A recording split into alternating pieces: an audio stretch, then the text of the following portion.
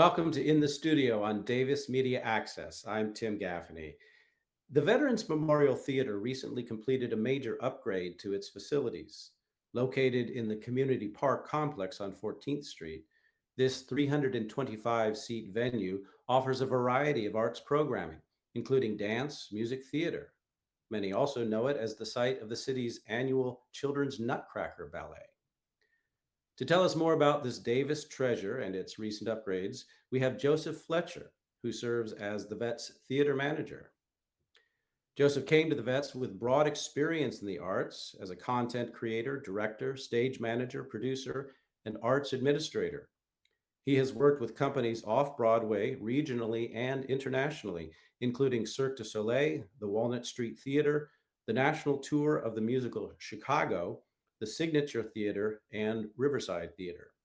He was also a founding member of Artists Laboratory Theater and Breaker Fixer Productions.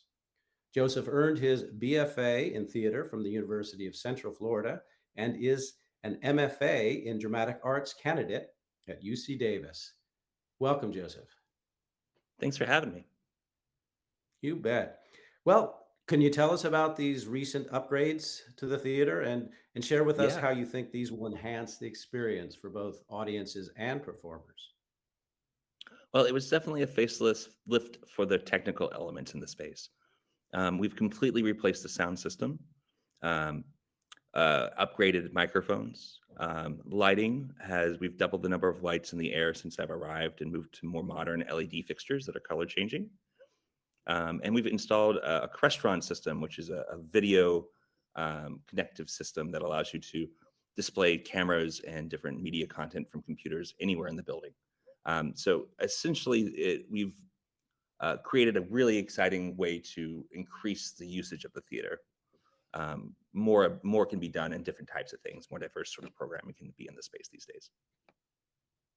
That's great. That's great. So, as I understand it, this is part of a larger vision that the theater has, and it's sort of continuing to move forward. And this is one step in realizing that vision. Can you say something more about that? For sure. Well, step one was getting the space back up to good working order. And we're now still in the process. And we've made a big step forward with all these technical upgrades and improving the facility for our users. So some of the future things we're looking to do, the roof is getting replaced in the spring. We're looking at upgrading the back of house facilities, increasing the capacity there, which has been an issue for some users. A lot of groups here have 100+ folks in their shows, and their business models dependent on that sort of membership. So being able to increase our capacity backstage is a goal of ours looking into the future, as well as continue to upgrade the lighting, the sound, just being able to sort of adapt. With being a rental venue, we have to sort of be adaptive to the many different sort of things that might come to us. So Mhm. flexibility is kind of the name of the game. And in addition to that, the new mobile stage is arriving sometime this spring. So that's another opportunity for organizations around here to have access to for events, particularly for music events.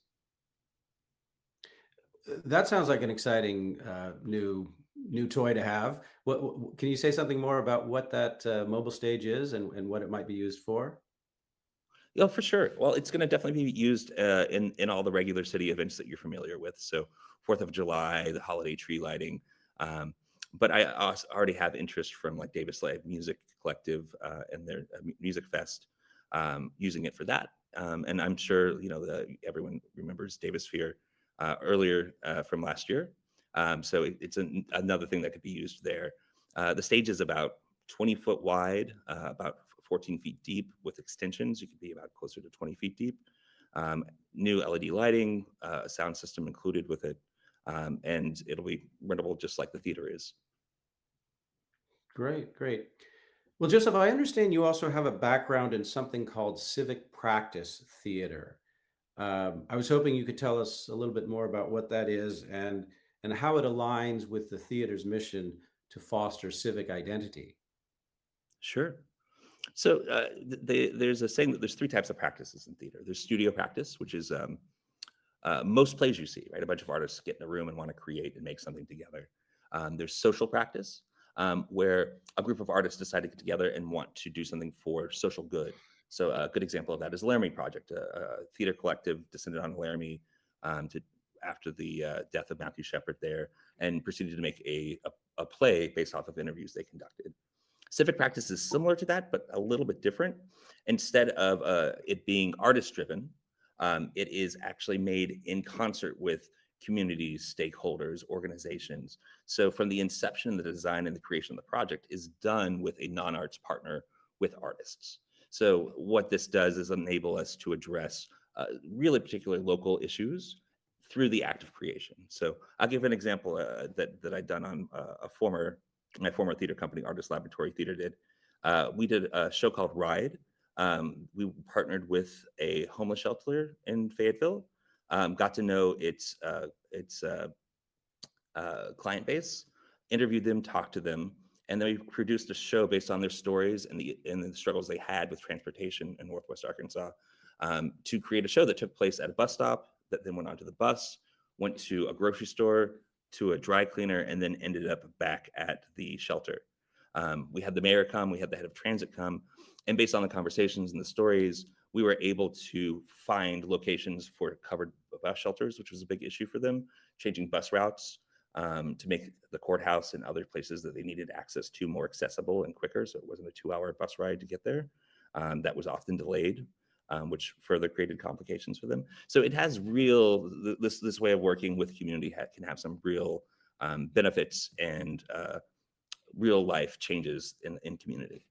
So hoping to bring maybe some of that work, foster that sort of work here in Davis, and being situated in the city, it seems like the perfect fit for that sort of thing. Yeah. Now, have you already identified specific sort of opportunities or specific projects that you might work on here in Davis, or is that still down the line? It's aspirational at this point. A lot of my work is focused on getting the space in good shape, making sure that policies and procedures are there, training up staff. So this is sort of what I see as like phase 3 of the work that I'm doing at the vet. So first is materially making the space better. Secondly is making sure the policy procedure and how the place operates, and that we're serving our original purpose the best we can. And then this is what we want to start developing is programs and opportunities of linking different groups together with the city or other partners in the community to sort of make this sort of art. And then also looking to at opportunities for community economic development. A big cost for organizations here is stuff and space. Everyone knows housing's expensive in this part of the country. It's the same for organizations. So if there's ways to defer costs, to give a little bit of breathing room financially for small companies, especially arts and culture groups, to grow, we can start building a larger arts economy in this city and in the Yolo County in general. Well, that's great. And I think you may have answered my next question then, because I wanted to ask you, in addition to the mission of the Vets Theater to foster civic identity, I note that it also has the mission to support local organizations and independent artists in order to build a stronger creative economy. Of course, I'm reading directly from the mission statement. And that seems really important to me, right? I mean, it's the Vets isn't just about what it does for audiences, doesn't just enrich audiences, but it's also dedicated to cultivating this environment where artists can thrive. And so I was going to ask you how the Vets can sort of proactively address that and not simply be, wait for groups to come and rent out the space, but how you can be proactively involved in cultivating that community as well. Yeah, I have a lot to say about this. So I definitely believe in this idea of the third space. Civic identity is built through interacting with people outside of the home and outside of work.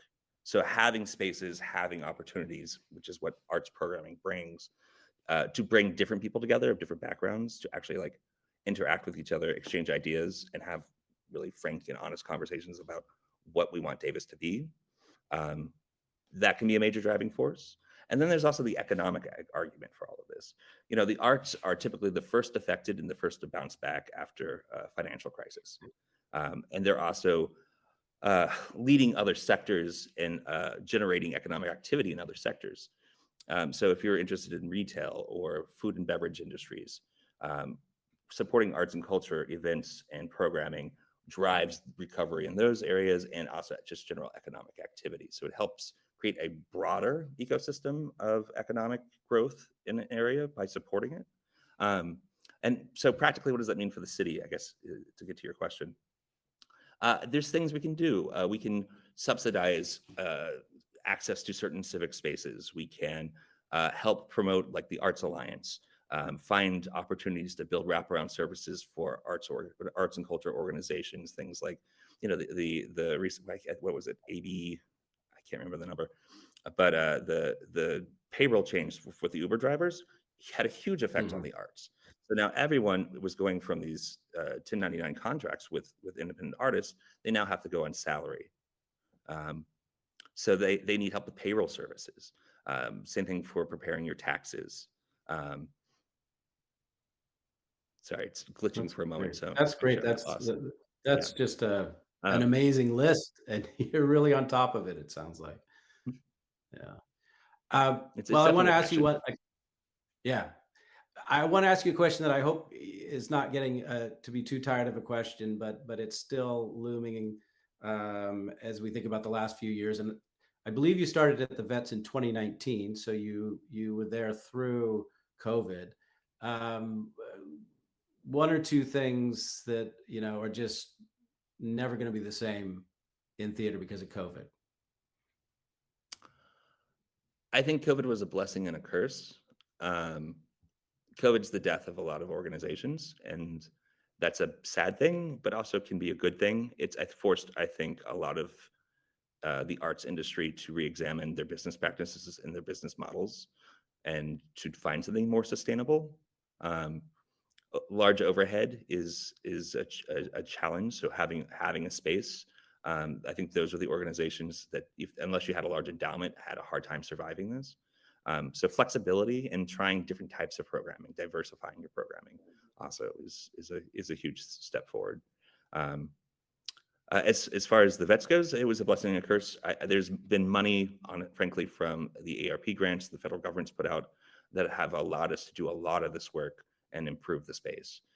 So it was sad that so much programming went away, but it's allowing us to come back with a better equipped theater and to better serve the community. Well, thank you, Joseph. This has been just really wonderful, and we are so lucky here in Davis to have this treasure, the Vets Theater, and we're so lucky to have you at the helm with all of your experience and with this huge vision that you bring to it. Um, and I also wanted to direct people to your website, to the city's website, if they wanted to learn anything more, if organizations wanted to learn more about uh, the opportunities to use the space, they can go to cityofdavis.org, which is on the screen right now. So thank you all out there for joining us today. You've been watching In the Studio here on Davis Media Access, and I have been speaking with Joseph Fletcher, the theater manager for the Davis Veterans Memorial Theater. Thanks so much for having me, and I'm looking forward to making some fun stuff with everyone in this town.